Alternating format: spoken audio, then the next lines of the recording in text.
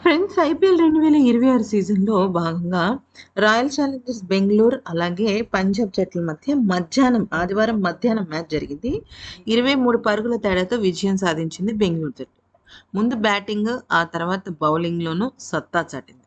ముఖ్యంగా చెప్పాలి అంటే వెంకటేష్ అయ్యర్ అయితే 40 బంతుల్లో 8 ఫోర్లు, 4 సిక్స్‌లతో 73 పరుగులు చేసి నాటౌట్‌గా నిలిచాడు. ఇక మ్యాచ్ అనంతరం తను మ్యాన్ ఆఫ్ ది మ్యాచ్ అంటే ప్లేయర్ ఆఫ్ ది మ్యాచ్ అవార్డును కైవసం చేసుకున్నాడు. నిజానికి వెంకటేష్ అయ్యర్ ఈ టోర్నమెంట్ మొత్తంలో ఆర్సీబీకి సంబంధించి ఇదే తను సెకండ్ టైం ప్లేయింగ్ 11లో ఉండటం. దీనికి ఇంత మంచి టాలెంట్ ఉన్నప్పటికీ కూడా ఆర్సీబీ జట్టు ఎందుకో వెంకటేష్ అయ్యర్‌ని పెద్దగా యాక్సెప్ట్ చేయలేదు. దీనిపైన చాలా ఘాటుగా స్పందించాడు వెంకటేష్ అయ్యర్. అసలు ఇంతకీ ఏమన్నాడో ఒక్కసారి తెలుసుకుందాం. అవును. టెక్నికల్‌గా ప్లేయింగ్ 11లో నేను భాగస్వామ్యం కావడం ఇది రెండవ మ్యాచ్. కానీ ఈరోజే నాకు సరిగ్గా బ్యాటింగ్ చేసే అవకాశం దొరికింది. కాబట్టి మ్యాన్ ఆఫ్ ది మ్యాచ్ రావడం కంటే కూడా ఆ విషయం నాకు ఎక్కువగా ఆనందాన్నిస్తుంది. ఎందుకనంటే ఒక ఆటగాడికి ఆట మొత్తం వచ్చి బెంచ్ పైన కూర్చోవటం, ప్లేయింగ్ 11లో తను భాగం కాకపోవటం బహుశా చాలా నరకంగా అనిపిస్తూ ఉంటుంది. ఇక దాంతో పాటు ఈరోజు జట్టుకి కూడా 2 పాయింట్లు రావడం నాకు చాలా సంతోషంగా ఉంది. ముఖ్యంగా మా జట్టు ఎందుకు నన్ను బెంచ్ మీద ఎక్కువగా పరిమితం చేసింది, ఎక్కువగా ప్లేయింగ్ 11లో నన్నెందుకు పెట్టలేదు అనేది గనుక చూస్తే, నాకు కూడా క్లారిటీ లేదు. బహుశా వాళ్ళకి ఇప్పుడు నా టాలెంట్ అవసరం అని అనిపించిందేమో. దానికి నాకు చాలా ఆనందంగా ఉంది. ఇక విషయంలోకొచ్చినట్టయితే నన్నిక్కడ చాలా బాగా రిసీవ్ చేసుకున్నారు. ఇది నిజంగా చాలా ప్రొఫెషనల్ సెటప్. ఇక్కడ మేనేజ్మెంట్, క్రికెట్ వాతావరణం చాలా బావుంది. ఇక దినేష్ కార్తీక్‌లను మెచ్చుకోవాలి. వాళ్ళు ప్లేయర్‌లను చూసుకునే విధానం నమ్మలేనంత విధంగా బావుంటుంది.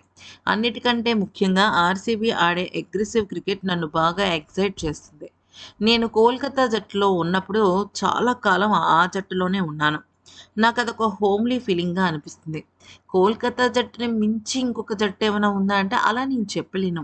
ఎందుకనంటే అది నా హోమ్ టీమ్ లాగా ఫీల్ అవుతూ ఉంటాను. కానీ ఇది కూడా నాకు సొంత ఇల్లులాగే అనిపిస్తుంది. నాకు ఆడాలనిపించలేదు లేదా ఫ్రస్ట్రేట్ అవ్వలేదు అని చెప్తే అది అబద్ధం అవుతుంది.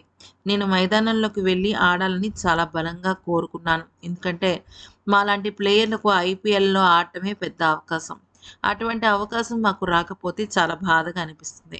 ఎందుకంటే జాతీయ జట్టులో అవకాశం వస్తుందా లేదా అనే విషయం పైన క్లారిటీ లేదు. నాకు ఇవన్నీ అర్థమవుతాయి బాగా. ఇదొక టీమ్ అని విన్నింగ్ కాంబినేషన్ ఎప్పుడూ మార్చకూడదని అర్థం చేసుకున్నంత కాలం నేను ఇక్కడే ఉంటాను. అయితే నన్ను టీమ్‌లోకి తీసుకుంటే నేను ఖచ్చితంగా రాణిస్తాననే నమ్మకం మా కోచింగ్ స్టాఫ్‌లో కలిగించాలని ఎప్పుడూ ప్రయత్నిస్తూ ఉంటాను. ఈరోజు నాకు అవకాశం వచ్చింది సంతోషంగా ఉంది. అయితే నిజమే మొదట్లో కొద్దిగా నెమ్మదిగా ఆడి ఇబ్బంది పడ్డాను. కానీ విరాట్ కోహ్లీతో కలిసి బ్యాటింగ్ చేసే అవకాశం రావడంతో అది నా అదృష్టంగా మారింది. ఆయన మన మైండ్ సెట్‌ని మార్చేలాగా మాట్లాడి మంచి ఉత్సాహాన్ని అందిస్తారు. ఒక్కొక్కసారి లెజెండ్స్‌తో మాట్లాడితే అలాంటి ఫీలింగే వస్తుంది కదా! క్రీజ్‌లో సెట్ అవ్వడానికి టైం తీసుకున్నప్పటికీ కూడా ఫలితంగా కొన్ని బంతులు వేస్ట్ అయినప్పటికీ కూడా మళ్ళీ ఫామ్‌లోకి వచ్చి తిరిగి ఫ్రీడమ్‌గా షాట్స్ ఆడడానికి టైం పడుతుంది. అదే నాకు కూడా జరిగింది. ఏదో ఉత్తినే ఆడేసి వికెట్ కోల్పోవడం అనేది నా విషయం కాదు అంటూ చెప్పుకొచ్చాడు.